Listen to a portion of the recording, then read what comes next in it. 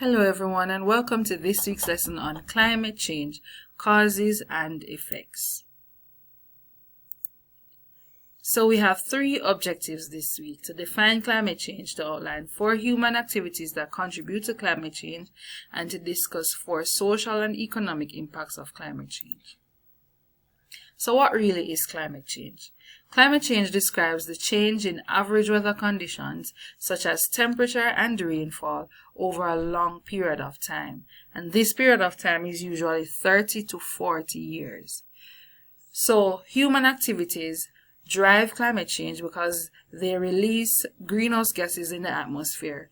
And these gases trap heat, which in turn increases global temperature. Now, some of human activities that drive climate change include burning garbage, cattle rearing, deforestation, and burning fossil fuels. These activities releases greenhouse gases such as carbon dioxide, carbon monoxide, and methane.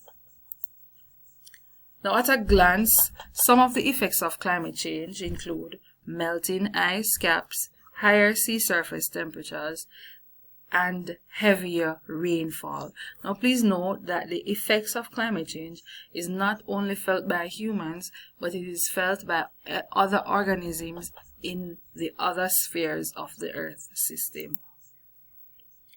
Now, when we look specifically at the social and economic impact of climate change, we are talking about things such as the cost of adapting coastal areas to rising sea levels. Now, sea levels will rise primarily for 2 reasons. 1, the melting of polar ice caps, and 2 is the fact that when water is heated, it expands. So sea level will rise as a result of those 2 things. As a result of rising sea levels, coastal towns will be flooded, and so people will have to find different ways to adapt, and one of those ways is to relocate whole towns, which is very costly for governments. In addition to those effects, there will be fresh water shortage in some areas, and there will be increase in prices for some basic foodstuff, and that's going to be primarily because of meteorological events such as droughts and flooding, where rainfall will increase in some areas. So for these activities, I've posted the links below, so you can see below for the links to these activities.